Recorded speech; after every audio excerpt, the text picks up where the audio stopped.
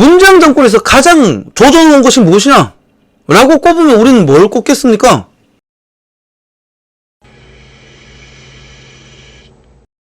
부동산이다. 부동산. 우리 서민들의 내 집 마련의 꿈과 희망을 마구마구 짓밟고 우리 국민의 자연스러운 내 집을 갖고 싶다라는 인간이면 사람이면 당연히 누려야 할 의식주를 부정했다.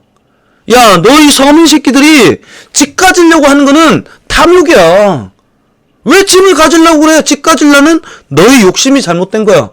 라고 지랄병 하면서 국민들을 위해서 고나리질을 하던 것이 문재인 정권 아닙니까? 하면서 뭐라 그래? 내 주머니에 부동산 정책이 졸라 많아. 쇽 하고 빼면은 이 부동산 잡힌다? 이런 개구락 가던 마술쇼 하던 문장이가 어떻게 했지? 문장이가 가장 자신 있다던 정책. 부동산 정책이다. 부동산 정책 역시 이 새끼들은 편가르기였잖아요. 있는 자와 없는 자.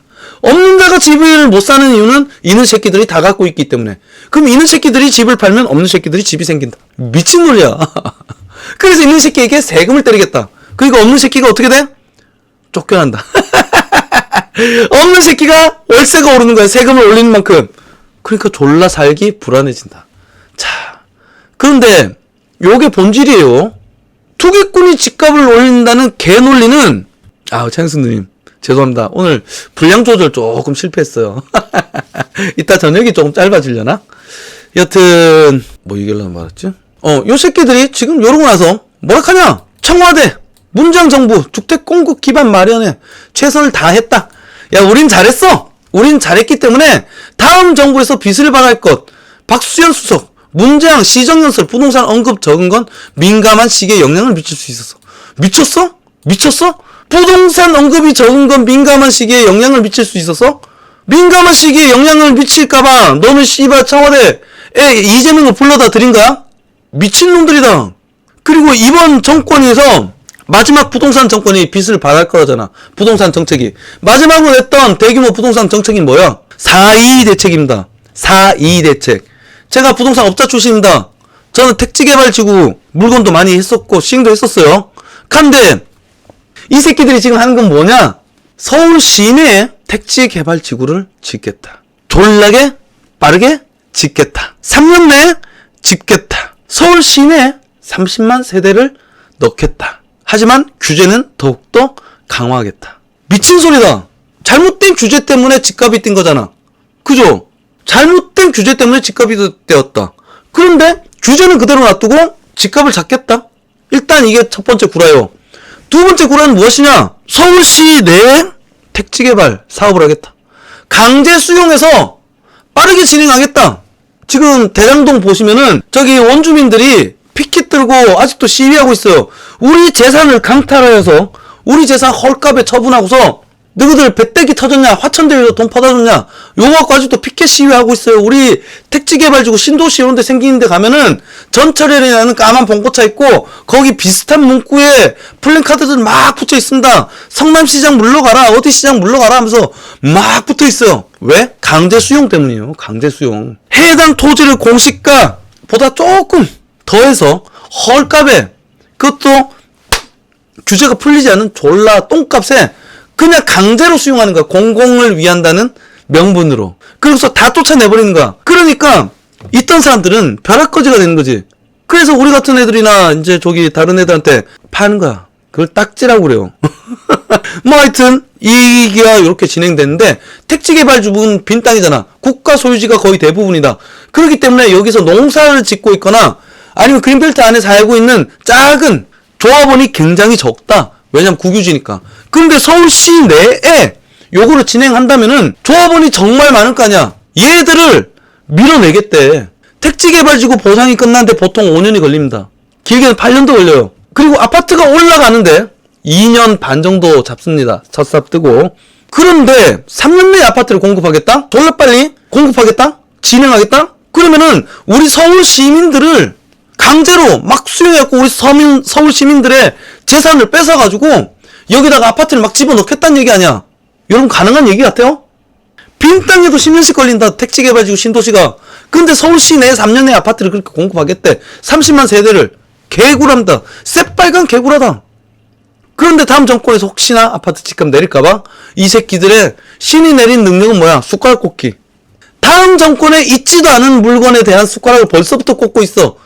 다음 정권이 부동산을 만약에 잡게 되면은 이게 다 우리 문장이가 기반을 마련해놨기 때문이야. 없는 결과에 미래에 생길 존재하지 않는 사건에 대해서도 벌써 숟가락을 꽂고 있어. 더 이상 꼽을 게 없는 거야 이제. 자, 여튼 다시 자꾸 말이 너무 돌아왔는데 청와대 문재인 정권이 다음 미래 정권에 대해서 미리 숟가락을 꼽았어. 근데 이건 불가능한 이야기다. 문재인 정권은 지금 부동산 부작용만 이빨 키워놓은 상태다. 다음 정권에 똥을 맞아야 되는데 이 새끼들은 벌써 개소리 떠들고 있는 거예요. 미친놈들이다. 그런데 이재명이가 뭐하고 있냐? 경기도 부동산 정책 곧 표준화될 것이다. 경기도 부동산 정책이 뭐냐? 화천대유야. 화천대유. 그리고 백현동이야.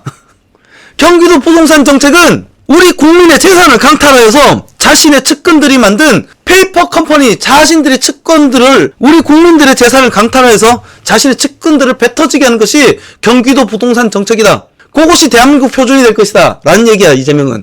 기조. 그리고 불로소득 공화국 타파. 그러니까 우리 국민 새끼들이 부동산으로 아무도 돈을 벌지 못하게 만들 것이다. 왜냐면 우리가 벌어야 되니까. 내가 벌어야 되니까. 내가 벌어야 되니까. 이 새끼 정책 자세히 보면은 볼까요? 내용이 뭐냐? 외국인 법인의 토지 거래 허가제. 요거는 법인은 빼야지 새끼야. 법인은 빼고 외국인은 막아야 된다. 그리고 개발이익 도민환원제. 개발이익 도민환원제는 원래 있다. 그게 뭐냐? 기부채납과 초과이익 환수제입니다. 그런데 그것을 해체한 게 누구냐? 이재명이다. 대장동에서. 그런데 처음에 지가 주문했다고 해놓고 나중에 난 몰라로 지금 말이 바뀐 거지. 개발이익 도민환원제는 개구라다. 그리고 건설 분양가 원가 공개 모두 경기도에서 실시해서 성공했다고 그러는데 성공하지 않았어요. 원가 공개를 하지 않았기 때문에 경실련에서 대장동 추정 수익을 완벽하게 잡지를 못하고 추정 수익으로 발표한 거야. 무슨 씨발 건설 분양가 원가 공개를 했대? 미쳤나? 이게 대한민국 표준이 될 거란 얘기야. 미친 새끼. 그리고 국민소득 국토보유세. 전부 다 토지를 갖고 있고 재산을 갖고 있는 놈들은 나쁜 놈들이니까 요걸 전부 다 세금을 먹여버리겠다 이거야. 미친놈이지? 안 그래요? 그리고 개발이익 환수제도 뭐 100% 환수돼 이런 게 있던데 미쳤나봐. 개발이익을 100% 환수하면은 민간 업체들이 땅 퍼다 장사하냔 말이야. 그러면은 당연히 건설 회사들 건설 활동, 개발 활동이 축소될 것이고 개발 활동이 축소되면은 공급이 줄어들 거 아니야. 공급이 줄어들면은 집이 부족하잖아. 집이 부족하면 전국이 서울처럼 된다. 이 새끼들 논리는 지금 인구수가 줄어드는데 집이 계속 늘어나는 게 말이 돼? 전체 가구수와 인구수를 자꾸 비교를 시키는데 미친놈들이다.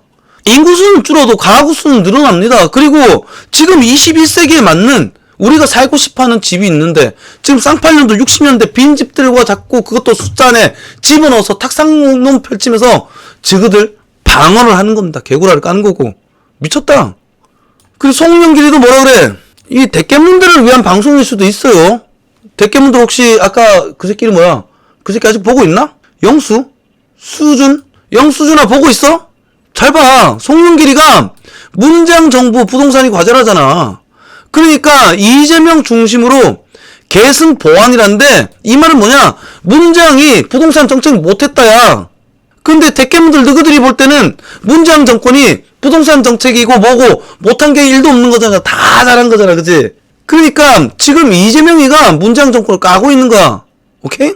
계승하고 보완하겠다. 문재명. 이건 중도애들한테 좋은 거야. 걸면 다 걸리는 거지. 이재명은 문재인 정권을 계승하는 정권이다. 오케이? 문재명이다. 그런데 요거는 또 대깨문들한테 또 얘기해주고 싶어요. 저는 그런 얘기했어요. 이재명은 후보 교체가 되지 않을까. 저는 아직도 그렇게 보고 있어요. 이재명 후보 교체될 것이다. 대장동 덮지 못할 것이다. 앞으로 계속 증거들이 쏟아져 나올 것이고 버티지 못할 것이다. 그래서 청와대가 이번 만난 것도 어떻게 보면 그냥 간 보려고 혹은 이빠들을 끌어안으려고 쇼하는 거 아닌가 라는 생각도 들어요. 저는. 그러니까 무언가 알고 있는 이철이 새끼 싸가지 없는 놈 알죠? 요 새끼요. 요 새끼가 코 막 이지랄하고 코파하고 하고 계속 이재명과 문재인과 회동 브리핑할 때 하고 막 이지랄했다 이거야. 자, 대깨 명들아 봐라. 이재명 날릴 거거든. 대깨 명들아. 분노해야 될 지점 아니야? 부동산 정책 조금만 더 얘기를 하자면 이번 문재인 정권이 정책을 잘 펼쳐놨기 때문에 다음 정권에서 내릴 거고, 다음 정권에서 혹시나 내리면 그건 전부 다 문재인 덕이다 라고 얘기합니다. 그런데 이 새끼들 지금 논리는 뭐야? 세금을 쥐어짜고 대출을 쥐어짜면은 아파트가 내려갈 수 있다라고 착각을 하고 있는 거야. 제가 처음에 얘기 나왔을 때 뭐라 그랬어요? 아니 맨 처음부터 그 얘기 했었지. 공급이 안 되니까 부동산이 값이 오르는 거다. 그리고 세금을 때리니까, 잘못된 기준으로 세금을 때리니까 임대가가 올라가고, 임대가가 오르니까 주거가 불안해지고, 주거가 불안해지니까 전세금에 조금만 더 대출 받을 수 있는 외곽지 아파트를 사는 것이다. 그렇게 집값이 올라가는 것이야. 그리고 오른 집값이 또다시 전세가를 땡겨 올리고, 그래서 대한민국 부동산은 전세를 봐야 된다. 외국의 금리 사례와는 달라. 얼핏 보면 금리가 오르면 부동산이 내리는 것이 당연한 일인 것처럼 사람들이 착각하지만 아니다. 대한민국의 핵은 전세다. 어차피 전세는 갈수록 없어지는 추세이긴 하지만 이거를 최대한 천천히 이끌어가는 것이 정부의 능력이고 부동산 관리 능력이다 라고 제가 누누이 얘기해 왔습니다. 아마 제가 맞을걸? 나름 저 업력 있는 업자였어요. 근데 이 새끼들은 반대로 하잖아. 세금을 졸라게 때리고 대출을 옥조온다. 그리고 집값이 오르면 쫓아다니면서 핀셋 규제하고. 그러니까 어떻게 돼? 이제는 대출 받아서 집도 못 사요. 우리가 어떻게 보면 쟤들은 이명박근혜죠. 이명박과 박근혜 때 빚내서 집 사라 해서 지금 집이 올랐다는데 아니야. 빚내서 집 사라 해도 오르지 않았어 그 당시에는. 왜? 공급이 충분했거든. 그리고 앞으로 공급 때 물량이 밀려 있었거든. 뉴타운이야 그게 이명박인 뉴타운. 근데 박원순이 되면서 뉴타운들을 다 깨버린 거 아니야. 그러니까 공급 부족이 불보듯이 뻔해진 상황에서 안타깝게도 우리 박근혜 대통령이 전세금 비율을 80%까지 상향시켜줬어요. 올리고 싶었지. 왜냐면 부동산을 띄우면 경기가 살거든. 그런데 그냥 거기까지만 했었어도 괜찮았다. 그런데 집값이 안 오르니까 집값과 전세가가 붙어버린 거야. 이게 갭투자입니다. 그런데 갭투자는 원래부터 있던 거야. 그런데 여기서 돈 없던 사람들, 내가 내 집 살 능력이 안 되고 돈이 없던 사람들은 어떤 것을 했냐면은 내가 전세 끼고 있는 갭투자를 하고서 나도 전세 들어가서 하는 거야. 그래서 이 새끼들이 갭투자가 졸라게 많다라고 하는 진실 중에 요중에 3분의 1 정도는 이런 애들이다. 돈은 없고 집은 갖고 싶고 그래서 갭투자로 집을 사고서 나도 전세금 대출을 받아서 남의 집에 사는 애들이야. 요런 애들이 지금 대출이 막혀버리니까 다 규제하면서 이런 것들을 갑자기 막 몰아내버리니까 어떻게 돼? 불안하잖아. 주거 불안하잖아. 이사 가야 되잖아. 그러니까 집 사는 거야. 땡빚을 내는 거고. 그러니까 거품이 갑자기 커졌다. 이번 정권 들어서. 하니까 위험하다면서 대출을 잠가버려. 그러면 사람들 어떻게 돼야 돼요? 월세 살아야 돼. 월세 살아야 돼. 월세 살면 어떻게 돼? 안 그래도 사람들이 금융 비용을 많이 제출하고 있는데 생활 비용이 줄어든다. 생활 비용이 줄어들면 어떻게 돼? 대한민국 내수가 줄어든다. 내수가 줄어들면 우리 자영업들이 망해요. 지금 같은 코로나 전국이나 우리처럼 소규모 개방형 경제 구조인 나라는 내수 시장을 키워야 되는데 이 개새끼들은 거꾸로 한다 이거야. 우리나라가 외국과 특히 외교력이 딸리는 가장 큰 이유는 내수 시장이 작기 때문이야. 내수 시장이 작기 때문에 우리 수출해야 되기 때문에 항상 남들한테 눈치 보면서 들어가야 돼. 수출해야 되거든. 그래 내수 시장을 키워야 되는데 이 개새끼들 지금 하는 건 뭐야? 국민들을 다 개거지로 만들고 있어. 이런 나라의 미래가 어떻게 밝을 수 있냔 말이야. 그리고 우리 찬이가 대출 규제가 심해지면 살 사람 없어질 건데 무주택자도 문제지만 팔기도 힘들어서 울며 겨자 먹기로 집 내리진 않을까 이 생각에 대해서 답을 좀. 이런 생각하는 사람들이 있기에 하락기가 오는 건지 집이 있어도 걱정. 그러니까 리찬이 지금 의견대로 그거는 후에 닥칠 일이다 라고 생각해. 걔네들 말이 틀리진 않아. 폭락론자 애들이 저는 완전 시뻘건 개구라라고는 말하지 않습니다. 다만 이 새끼들 얘기는 그거야. 시점 없이 이 정책이 나왔으니까 내렸다. 저 정책이 나왔으면 내렸다. 좀 있으면 내린다. 폭락한다. 4년째 외치고 있잖아요. 시점을 예측하지 못한 놈이 어떻게 전문가야. 그런데 거기 보니까 돈 주고 상담받고 돈 엄청 큰 돈 주고 상담받고 이런 애들도 있더만. 걔들 사기꾼이다. 족도 전문성 없는 애들이다. 그런데 지금 리찬이가 얘기하는 그런 이야기 분명히 존재해. 그런데 그것이 이루어지려면은 좀 더 오래 기다려야 된다. 다음 정권 초까지는 오를 것이다. 왜냐하면 지금 전세 수요가 줄어들고 월세로 빠지기 시작하면 더 무섭잖아. 더 먹고 살기 힘들어지잖아. 어떻게든 땡볕 내서 관련 인물들이, 사람들이 나타난다. 아직까지는. 그런데 문제는 여기서 집값이 꺾이기 시작한 시점에서 지금 이번 정권이 대출을 잠가버렸잖아. 팔기도 힘들잖아. 그러면 폭락이지. 그땐 진짜 폭락이지. 그러니까 제 얘기는 이겁니다. 무조건 부동산이 상승한다, 집값이 오르는 것이 좋은 거예요 라고 얘기하는 게 아니에요. 이렇게 거품을 커져버리면은 터질 때 낙폭도 정말 커지잖아. 낙폭이 커질수록 충격이 커진다고. 그런데 여기에 대한 어떠한 대비도 없이 미친놈들이 집값이 이렇게 띄워놓은 거야. 저는 이걸 얘기하는 겁니다. 언젠가 내려가지. 그런데 걔들 폭락론자 얘기들은 그 얘기인 거야. 기우제야. 언젠가 떨어진다. 4년째 기우제를 지내고 있는 거야. 언젠가 떨어지지. 자본주의라는 것이 그렇잖아. 성장과 하락, 이게 반복되는 거야. 이게 자본주의입니다. 그러면서 거품이 꺼지면서 일부 빚, 잉여 자금이 소비가 되는 거고 이게 파산이에요. 파산시키고 또다시 도전할 수 있게끔 정부는 지원을 해줘야 되는 거고, 근데 대한민국은 요 파산했을 때 안정망이라든지 지원이라든지 그리고 파산조차 쉽게 만들어 놓지 않았다. 물론 모럴 해저드가 있을 수는 있죠. 근데 파산하고 사업하던 사람들이, 그리고 혹은 머리 뺑뺑 돌아가는 청년들이 자꾸 사업에 도전을 해야 대한민국이 보다 발전하지 않겠습니까? 모럴 해저드가 무서우니까 빚진 새끼들은 다 나쁜 놈들이야. 죽을 때까지 쫓아가서 이 새끼들이 정상적인 사회생활을 못하게 만들어 주겠어. 이게 어떤 옳은 경제 방향이 아니다. 옳은 자본주의가 아니다라고 저는 얘기하는 거예요. 그 리찬이 뭐 고맙기는 그게 당연한 얘기야. 집값이 오르면 무조건 내려. 근데 지금 솔직히 과도하다. 그런데 과도한데도 앞으로 1년은 더 갈 것이라고 저는 지금 예측합니다. 이 얘기를 보자. 참, 저번 달인가? 비슷한 질문 네가 했던 것 같은데? 리찬이가 저번 달에도 비슷한 질문 했을 거예요. 어디는 이런 얘기 하던데? 그리고 다른 분들도 몇 번 했었고. 그래갖고 여러분, 이번 뭐 얘들이 내린다 얘기하는데 구라다. 원래 이번 달은 안 되는 기간이에요. 다음 달 돼보세요. 오를걸이라고 제가 얘기했어요. 이달만 지나면 다시 거래량이 터지면서 오를 거다. 그래서 지금 이번 달 벌써 2억 올랐어요, 서울. 다시 거래량이 늘고 있다. 여튼 그래서 제가 이거 정말 무서운 이야기다라고 얘기하는 겁니다. 서울 아파트, 이만 말을 너무 했는데, 서울 아파트 있는데 월세 낀 비중이 40%까지 올랐다. 여러분, 이렇게 되면 우리 청년들 어떻게 살까요? 우리 청년들이 애를 어떻게 낳아? 집이 없는데 월세 내면서 어느 청년이 돈을 모아서 내 집을 마련해. 불가능한 이야기다. 전세 줄어들고 월세 비중 늘어나는 추세. 이건 어쩔 수 없지. 그런데 이렇게 되면 우리 내수 시장이 줄어든다. 월세가 조금 전에 낀 계약은 39.2%. 졸라 무섭잖아요. 무섭다. 중구가 50%가 넘어요. 월세가 반을 넘어섰어요, 벌써. 그 중랑구 47.8, 강동구 46.2, 송파구 44.6, 은평구 42.8, 강남 전부 다 40%가 넘어 서울이. 우리 청년들 어떻게 일어서고 어떻게 부를 일굴 수 있을까, 이런 상황에. 그리고 이런 상황에 어떻게 아이를 출산할 수 있을까?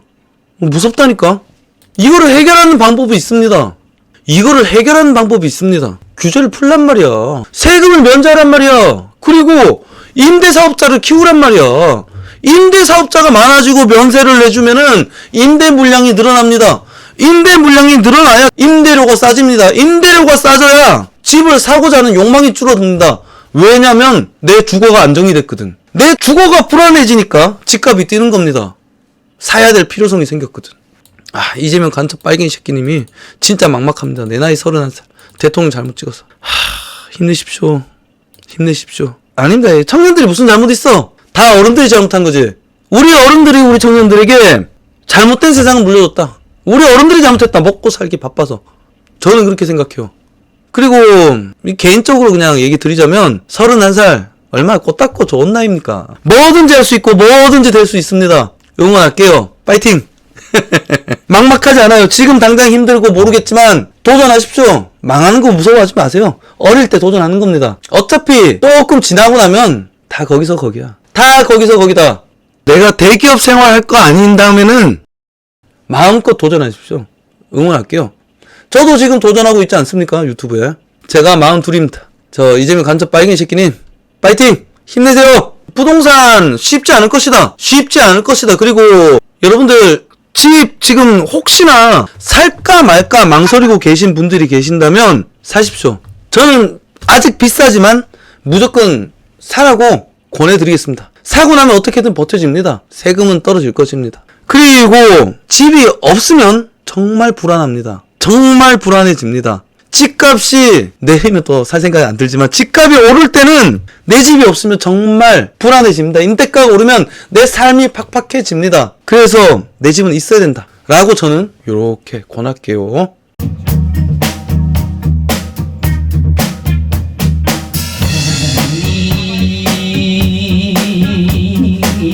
하니 너는 못하리라